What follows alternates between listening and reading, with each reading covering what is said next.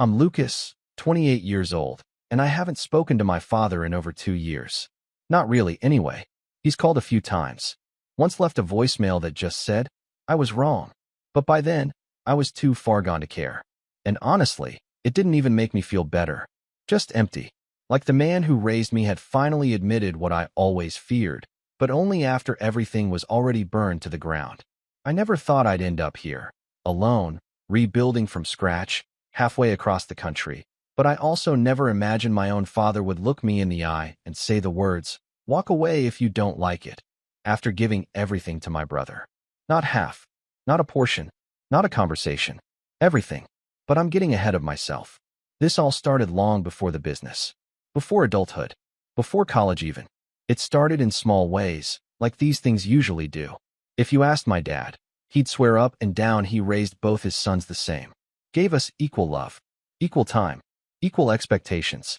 But if you lived in our house, if you were me, you'd know that was a lie so well rehearsed he probably believed it himself. My brother, Nathan, is 2 years older than me. Grew up with that firstborn glow, the natural leader aura. Captain of the high school football team, charming, always knew the right thing to say, especially when Dad was around. He knew how to perform. He knew how to win people. And Dad, well, he loved winners. I was the quiet one. Bookish. I didn't push boundaries, didn't get into fights, didn't argue when things felt unfair. I just swallowed it.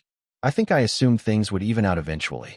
That people like me, the loyal ones, the ones who put their heads down and did the work, would get noticed in the end. But that's not how it works when you grow up in someone else's shadow. Especially when the person casting it knows exactly how to make you disappear under it. Growing up, it was always Nathan who got the last word. If we both wanted something, he got it. When chores were being handed out, I'd get stuck with the garage or the yard while he'd supervise, which basically meant sitting in the shade with a soda while I hauled stuff. Dad called it delegating. Said Nathan had management potential. I remember once when I was 14 and had saved up money from mowing lawns around the neighborhood. I'd been eyeing this secondhand laptop from a pawn shop downtown. It wasn't much, but it would have been mine. I was so proud. I brought it home, beaming, and showed it off. Nathan asked if he could borrow it to finish a school project. I said sure. He never gave it back. When I finally asked about it, he said he needed it more, and that I was being selfish. I brought it up to Dad, thinking, maybe for once, he'd have my back. But Dad just shrugged and said, it's all in the family, right?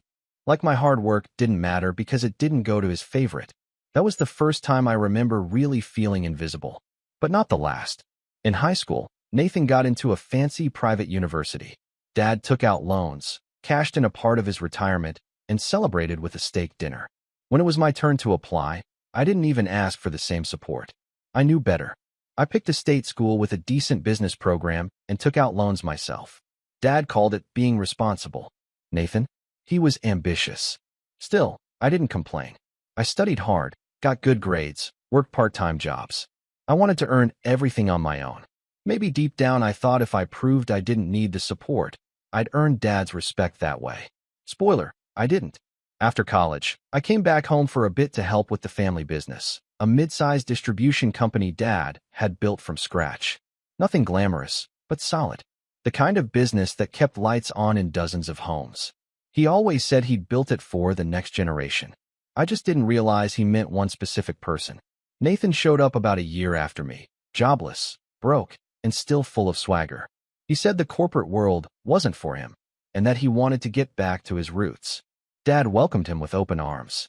Said it was good to have both boys under one roof again. But soon enough, it was clear who was actually in the roof and who was just holding it up. While I ran inventory, built systems, and handled client relationships, Nathan got the cushy side. Big handshakes, power lunches, meetings with Dad about vision. If a decision was made, I wasn't in the room. If credit was handed out, it landed squarely in Nathan's lap. I once caught him taking a client I had spent weeks courting and claiming he'd closed the deal. When I confronted him, he laughed. Relax, Lucas, he said. It's a team effort. Right.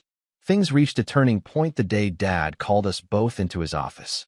I remember the sun slanting through the blinds, casting these long bars of shadow across the desk like a prison.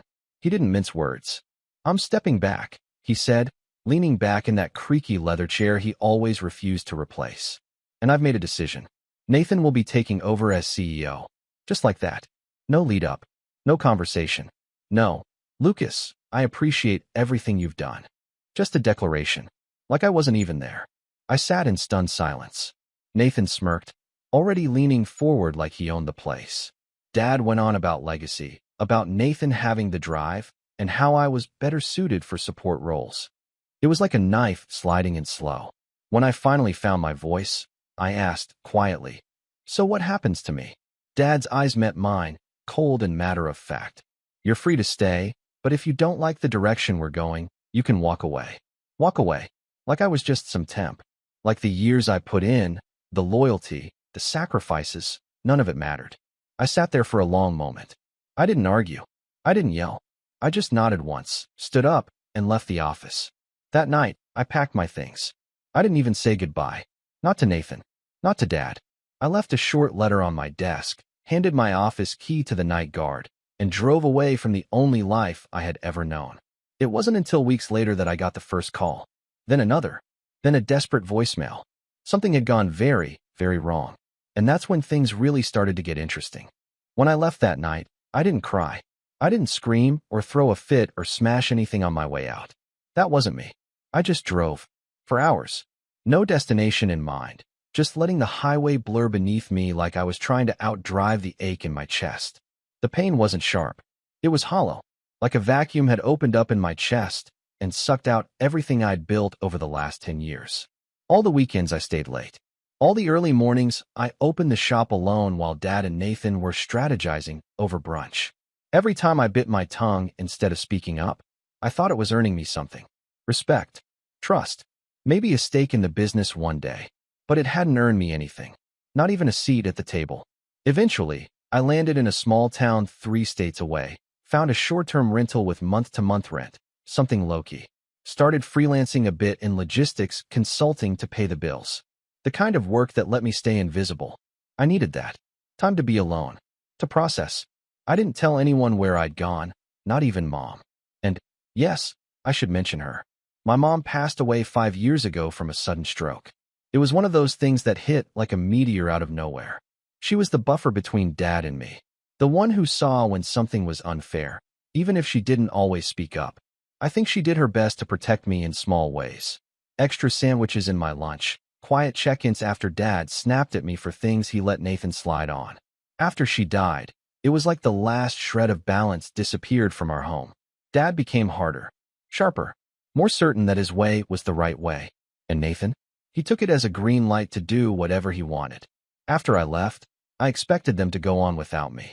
I figured Dad and Nathan would finally have their little kingdom, free of me dragging things down with my softness or overthinking. That's what Dad always called it when I tried to be thorough, when I asked questions or double-checked plans. He hated second-guessing, called it hesitation. He believed business was all about instinct, that gut feeling. I always thought it was about precision. I guess that made me expendable. But about 3 weeks after I disappeared, the calls started. First, 1 missed call from Dad's number. No voicemail. Then 2 more the next day. Then a text. Call me. I stared at that message for a long time. Not out of anger. Not even out of pride. Just confusion. What could he possibly want? I hadn't heard a single word from him since that day in the office. No apology. No, are you okay? Just silence. Now suddenly he wanted to talk? I didn't respond. A few days passed. Then came the voicemail. I still remember the exact words because I played them back more than once. Not out of sentiment, more like disbelief. His voice was trembling, genuinely shaken. "Lucas, it's your dad. I need to talk to you. Things aren't going well. Nathan's made a few bad decisions, and I need your help.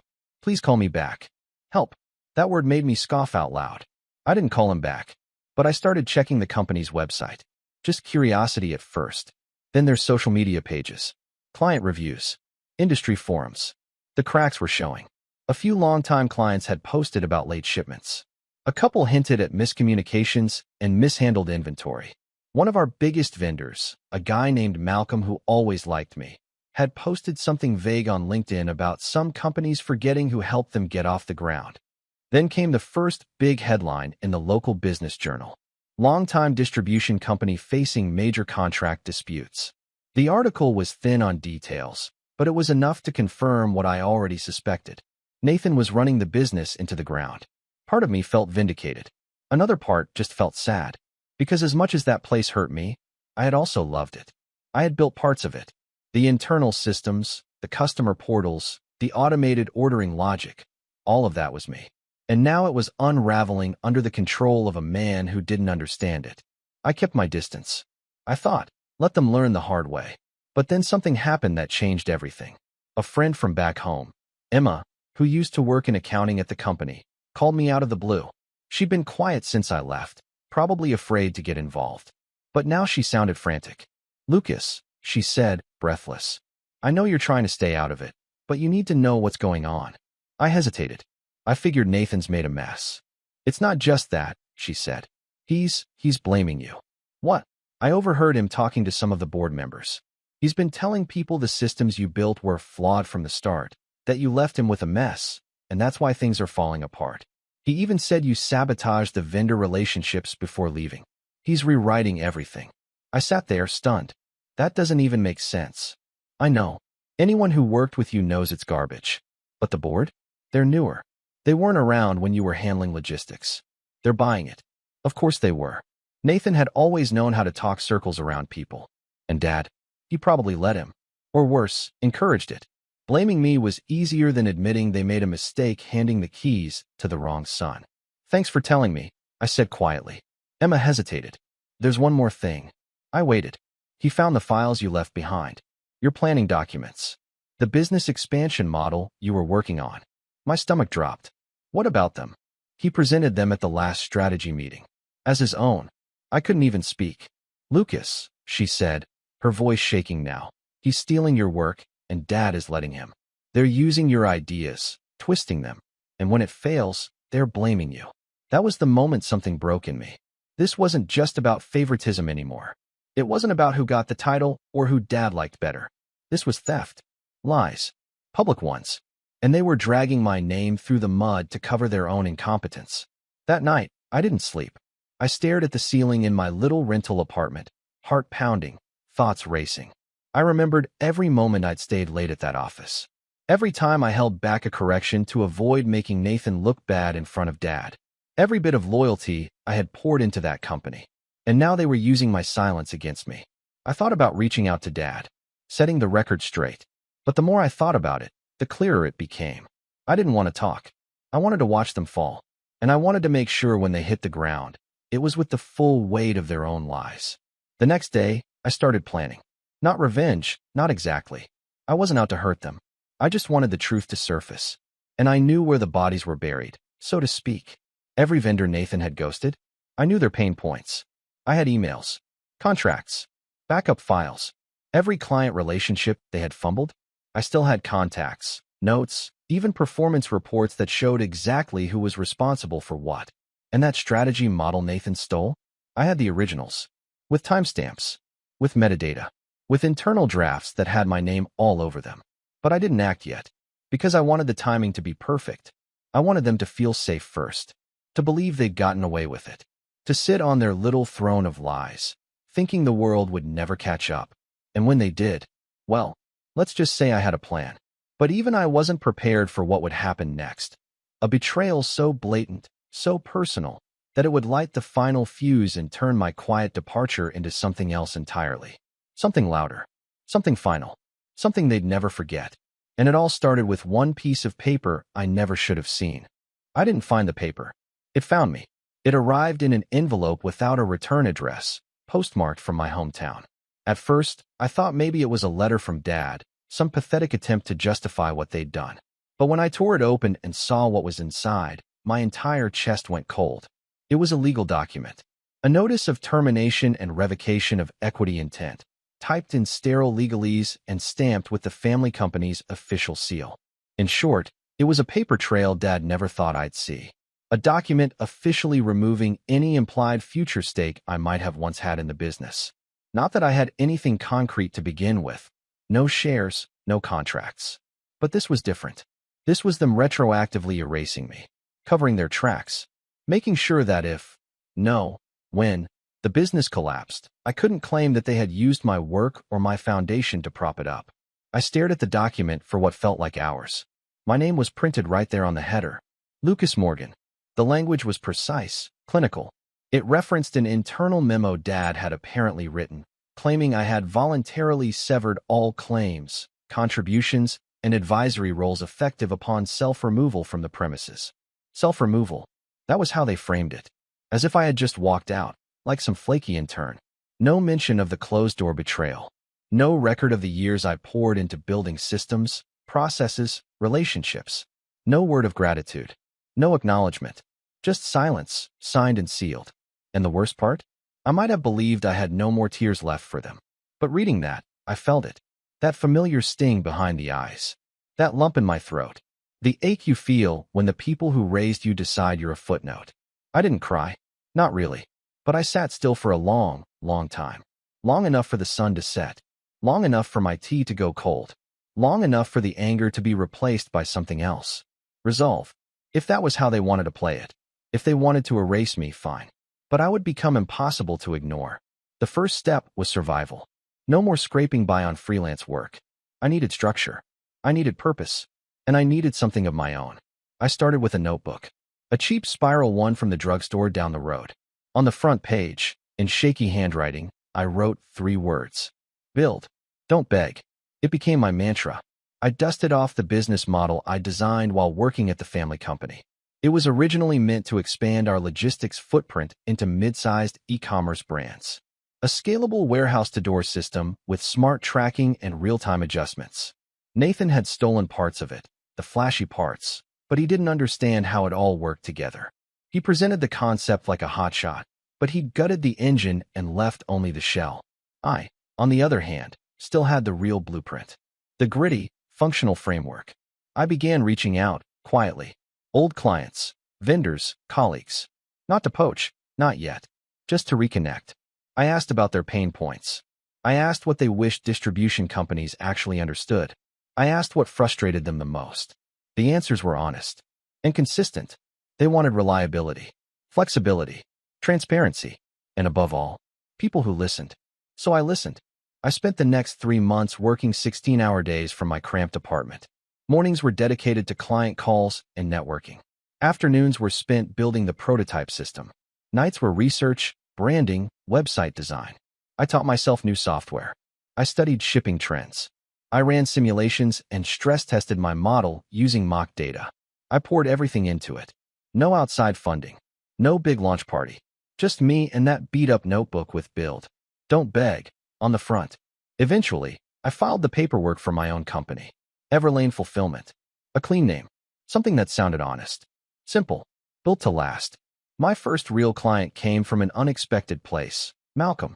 The same vendor who'd hinted at frustrations with my brother on LinkedIn. He'd always liked me.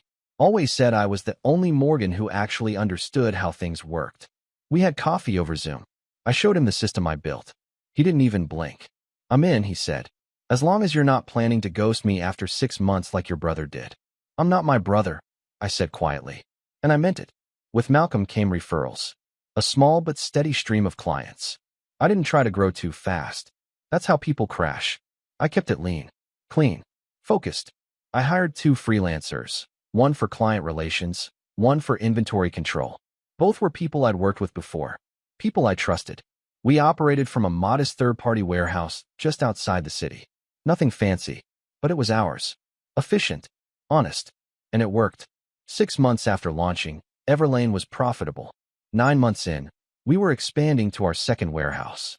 A year in, we signed a partnership with a growing e-commerce fashion brand that had just gone viral on TikTok. Overnight, our numbers tripled. I remember staring at my dashboard that night, revenue climbing, fulfillment times dropping, client retention at 98%, and feeling something I hadn't felt in years. Pride.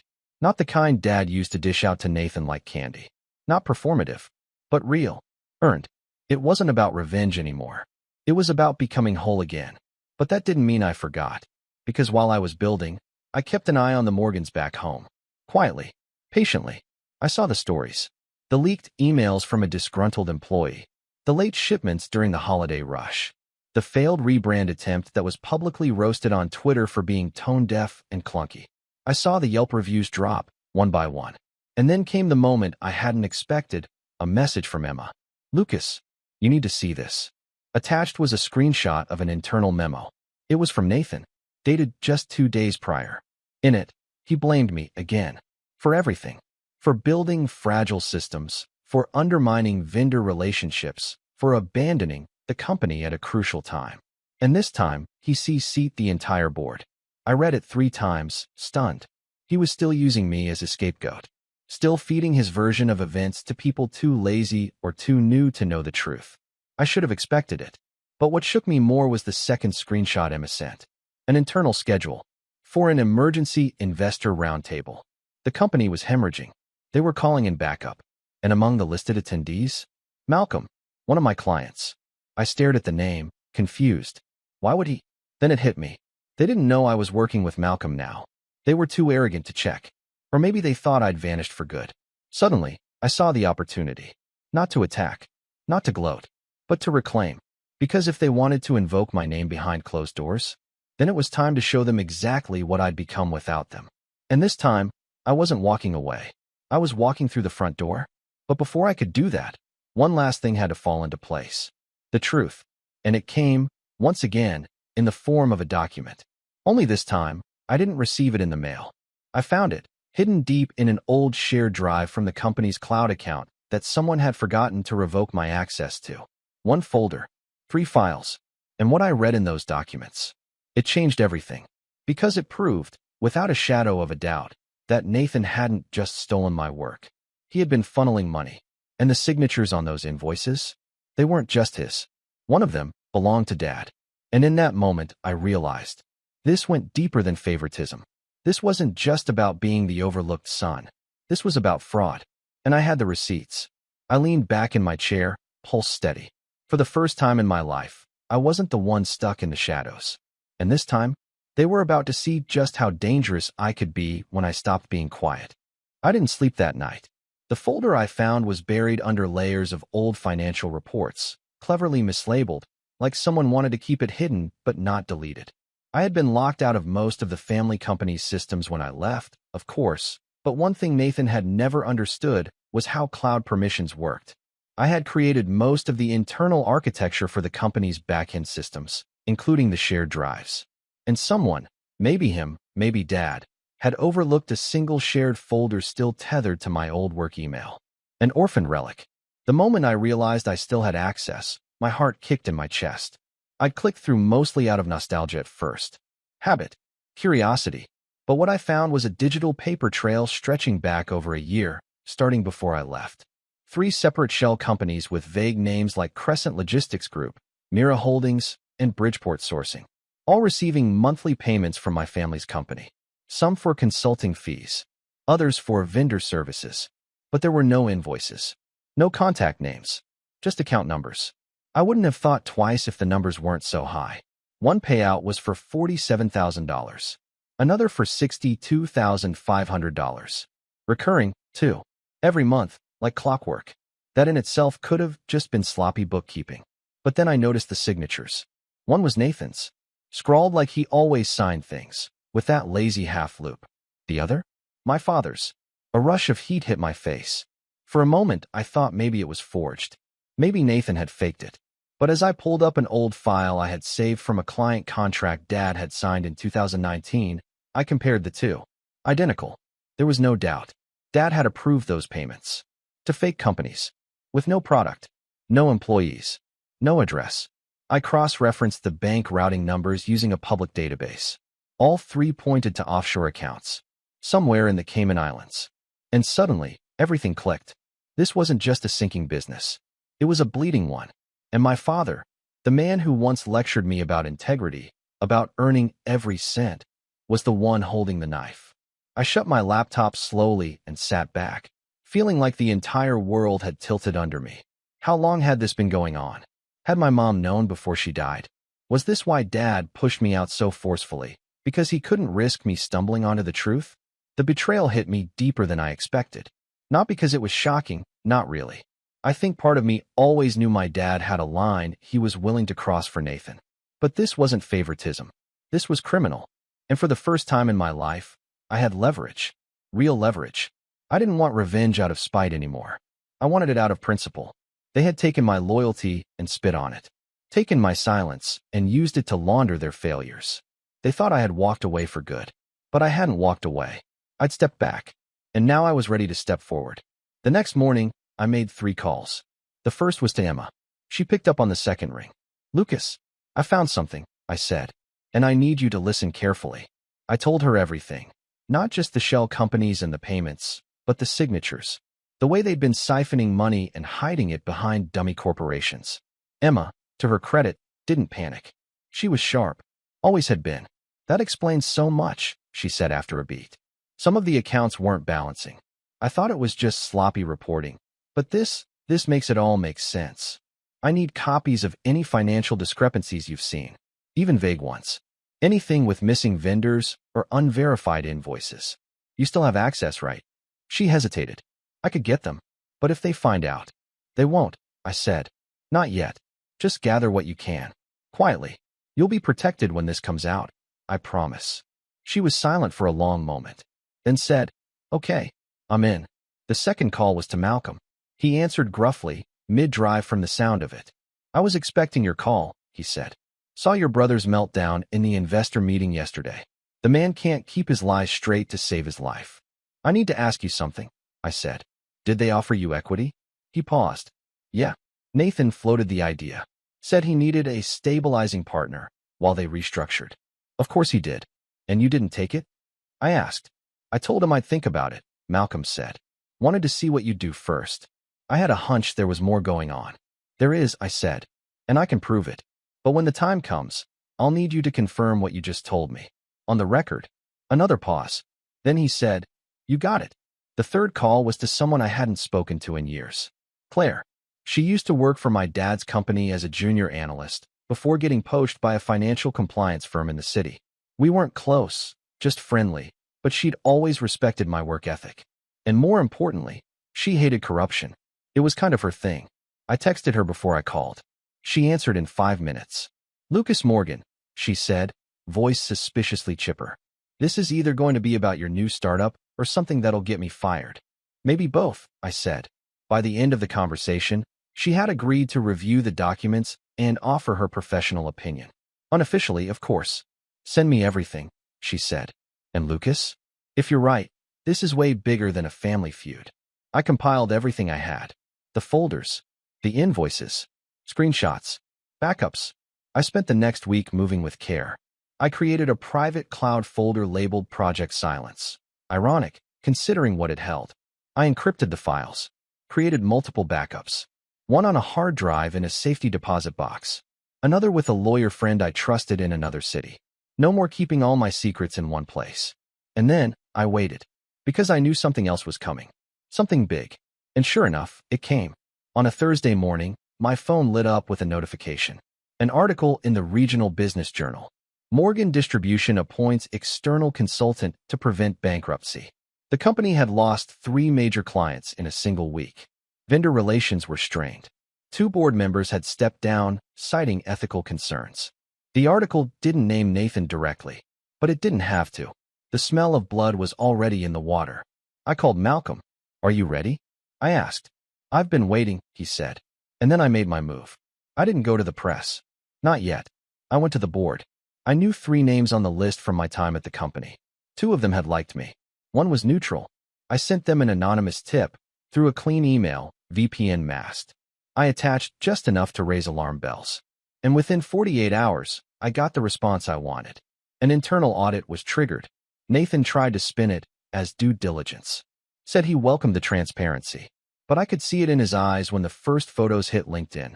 Board members arriving unannounced. The twitch in his smile. The way Dad stood stiffly beside him in every photo, no longer leading, just appearing. Because the reins were slipping. And they knew it. Emma sent me a text late that night. "They're freaking out. Meeting tomorrow. Closed doors. I'm staying late. I'll listen in if I can." My reply was short. "Be careful. You're not alone." The next day, Malcolm called me again. "They're asking me to join the board," he said, sounding amused. "Can you believe that? They're trying to buy time." Well, I told them I'd consider it, he said. On one condition. What's that? He chuckled. That you come with me. I blinked. What? I told them I'd only join if you returned as head of logistics. Consultant, partner, whatever title makes sense. Told them if anyone could salvage their mess, it was the guy they let walk out the door. You should have seen Nathan's face. I'm not going back, I said automatically. I'm not stepping foot in that building. You might not have to, he said, but you should be in the room when it all falls apart. I didn't give him an answer right away. Instead, I called Claire. How soon can you verify everything? I asked. I already did, she said. Sent you a full report. If you release this publicly, they'll be lucky if it stops at a lawsuit. I opened the file she'd sent. It was clean, detailed, bulletproof. My hands trembled slightly as I scrolled through it. This was it. Everything I'd been waiting for. But I had to time it right. Because the final move? That had to be mine. And I wanted to make sure when I played it. There was no way for them to get back up. Everything was in place. The files were reviewed and verified. The paper trail was airtight. Claire's analysis left no room for misinterpretation. Nathan and my father had been funneling hundreds of thousands into shell accounts over the course of more than a year. Emma had quietly confirmed that the internal audit was already raising eyebrows, and Malcolm had not only secured his position on the board, he'd managed to wedge the door open just wide enough for me to peek in. But I wasn't interested in rejoining the company. I wasn't coming back as a consultant. I wasn't going to offer advice, guidance, or forgiveness. This wasn't a comeback story. It was an execution. Friday, 9 a.m. That was the time of the next closed-door board meeting. The one where Nathan planned to propose emergency layoffs, selling off warehouse leases, and, according to Emma, restructuring the leadership hierarchy to cut out inefficiencies. That was corporate speak for getting rid of anyone who still questioned him. I dressed in a plain black button-up and dark jeans. Professional, but neutral. I didn't want attention. I just wanted to be taken seriously when I walked in. Because I was going to walk in. Malcolm made sure of it. When I arrived at the building, the one I had practically built with my bare hands and sweat-soaked evenings, the security guard didn't blink. He buzzed me through the front entrance like it was 2018, and I was still the dependable kid showing up early. Emma met me just outside the conference room, her expression tense but energized. They don't know you're here, she whispered. Malcolm's stalling. Good. I walked past the glass wall and paused before entering. Through the frosted glass, I could see silhouettes. Nathan pacing. Dad sitting stiffly, arms crossed. Board members in varying states of exhaustion and discomfort. Then Malcolm raised his hand, as if to speak. That was my cue. I opened the door. The room fell silent. Every head turned. Chairs squeaked. The silence was a tangible thing. Thick, shocked, slightly confused. Nathan's face drained of color. Lucas. Dad's voice was thin, like the wind had been knocked out of him. Hi, everyone, I said calmly, walking to the far side of the room. I didn't sit. I stood, hands resting lightly on the back of an empty chair. Thanks for making time. Nathan was the first to recover. What is he doing here? He snapped, turning to Malcolm. This is a private. He's here because I invited him, Malcolm cut in smoothly. I told you I wouldn't finalize anything unless Lucas was in the room. Thought I made that clear. Nathan scoffed, trying to laugh it off. He doesn't work here anymore. He walked out, remember? Actually, I said, sliding a slim folder from my bag and placing it on the table, I was pushed out. Conveniently right before the financial misconduct started. The room stilled again. What is that? One of the board members asked. I opened the folder and handed the printed copies of Claire's report to each board member. Then I placed a USB drive in front of Malcolm. What you're looking at is a verified financial audit. Independent, neutral, and cross-referenced with the company's own bookkeeping, outlining over $720,000 in unaccounted transactions. I let the words sink in. And where did that money go? Another board member asked, skeptical.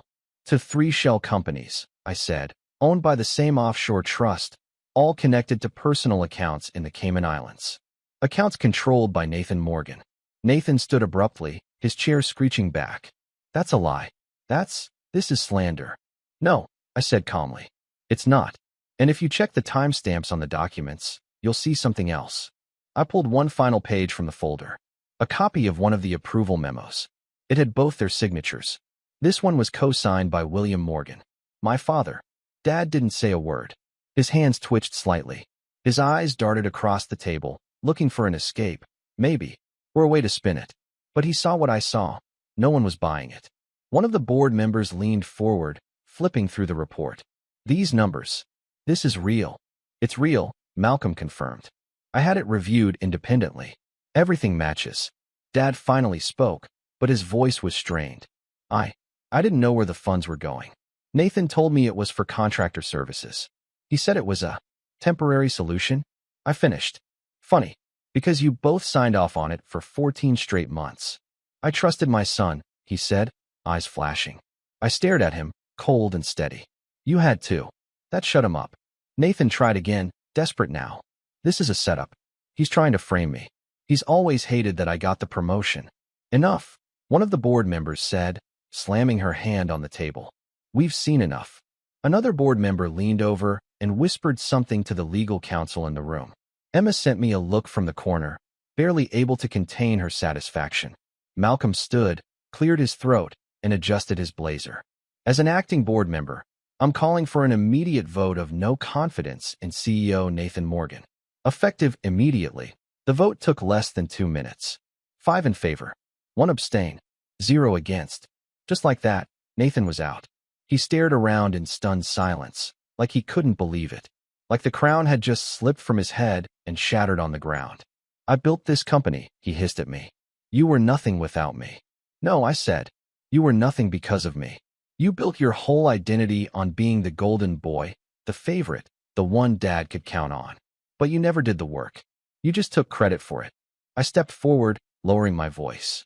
You think you can lie your way through life, cheat people, manipulate your family, and come out clean on the other side? You can't. Dad was silent. His eyes wouldn't meet mine. And for once, I didn't need them to. Because the revenge wasn't about seeing him cry or watching Nathan beg. It was about this moment, standing in the room they tried to keep me out of. Not as a son or a brother, but as the man who brought the truth. The fallout was fast and merciless. Nathan was removed from all company systems by noon that day.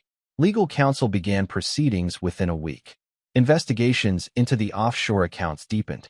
Within a month, the IRS and corporate fraud division were involved. Emma forwarded me the notices discreetly. I never asked for the updates. They just came.